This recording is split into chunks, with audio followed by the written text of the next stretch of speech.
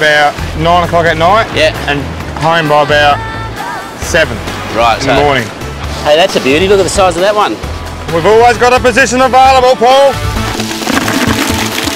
As the water goes out is when you want to start digging, because they'll all come to the surface and they'll all go back into the net. All right. And then when the water comes in, you've got to scoop them all up before that water takes them away. What's the action of the digging? Is it heel, toe, heel? Well, it's actually on the side of your feet, really.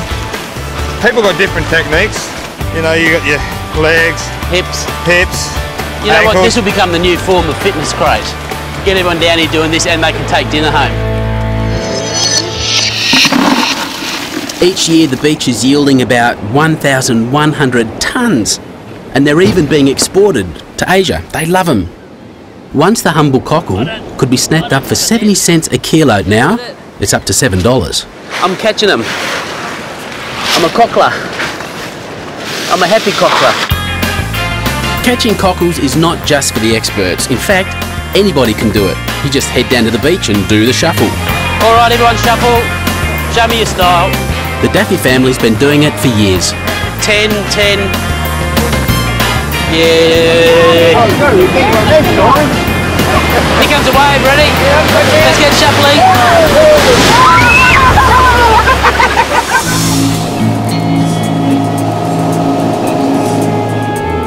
If you want to get out on the water and do some cockling, then another option is the Spirit of Coorong Fleet, which navigates through the national park, and the boys on board know all the good spots.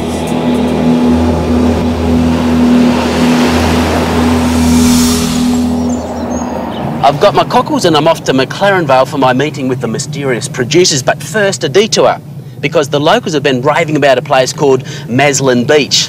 Why don't we take a look? On the west coast of the Fleurieu Peninsula, just 15 minutes from McLaren Vale Grape Country, is the majestic Maslin Beach.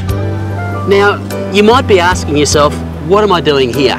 Well, it's a very beautiful beach, and in fact, it was the first Australian beach to officially become a nudist beach. And every year on Australia Day, they hold the Nude Beach Olympics. Stand up and be proud, Australia. I do feel a bit overdressed, but... Okay, well, let's leave my nudie mates hanging out at Maslin Beach, and I'm going to find out exactly who the producers are. And then you can watch me have an anxiety attack in the kitchen. Don't look at me, I'm having a fit. Patience, patience, patience. Don't knock around with your food.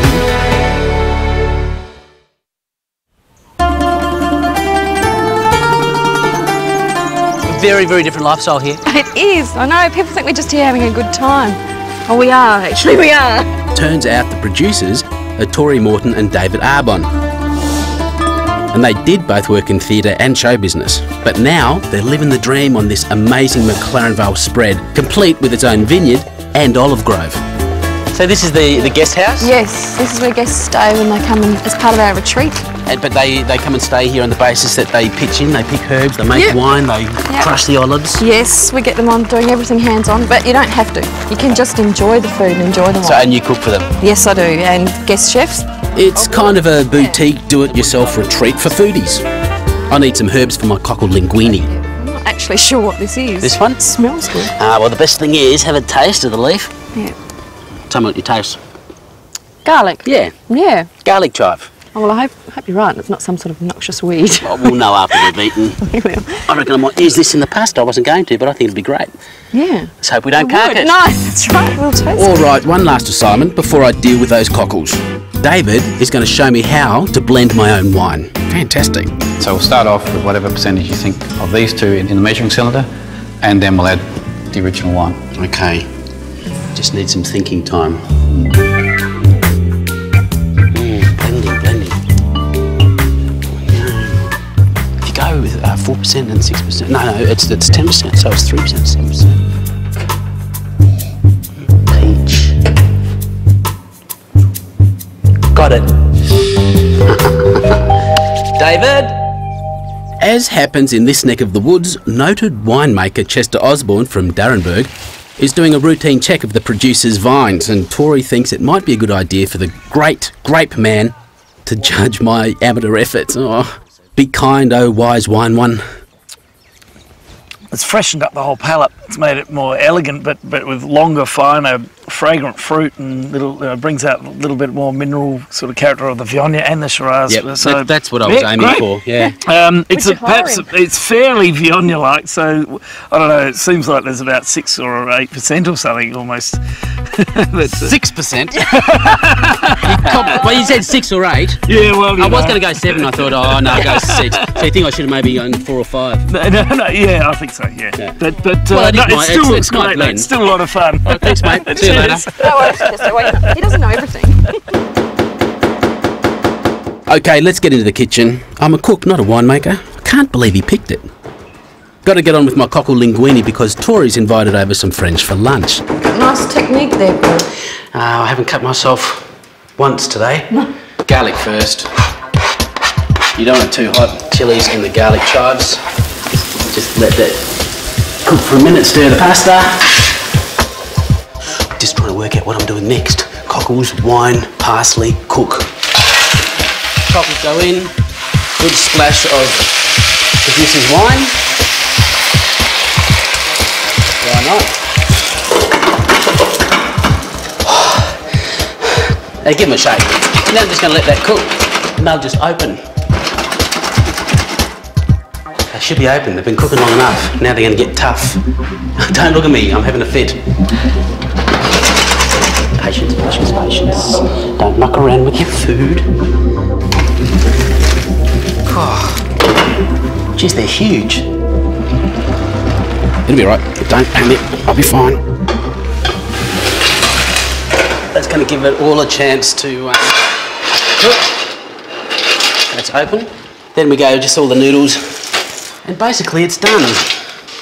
So the pasta's just going to mix in with all that lovely cockle juice, the wine, the spices, and we've got lunch. Yes, our lovely guests are all very complimentary and polishing off the pasta and the producer's very fine Riesling. But then, up pops the biggest debating point in the peninsula. How the heck should you say Fleurieu, Fleurieu, Fleurieu? You can't say Fleurieu. I just did. You've got to say Fleurieu. Fleurieu with the light bulb. Flip the light switch on. Stay long, it's a great place. Up next, a different sort of island paradise as we're invited to a cattle muster in the very last farming property on the Murray River. Hey guys, come on! Hey up! Woo, woo, woo.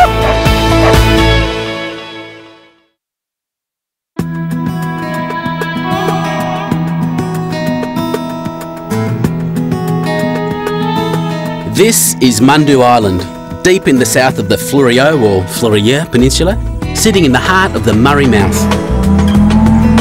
Imagine your own 3,000-acre private island. It's the home of fourth-generation farmer Colin Grundy and his wife Sally. Barrages connect these islands to the mainland. Murray, this is where the River Murray ends. Okay, because you have the Murray River And the Coorong. and Fleurieu. It's art, folks. But this really is the Murray River. This is where it stops. Yes, we are the final property, the last property on the whole of the River Murray. At the Mundu Gate, I'm met by Sally and the equally perky Jack Russell, Sparky. Island, and these yards, they're very old cattle yards, but they're still used regularly. Sally runs tours of the historic property, but that's for later. First, down to farm business. A couple of hundred of the Angus cattle need to be moved to better feed and water. And I'm going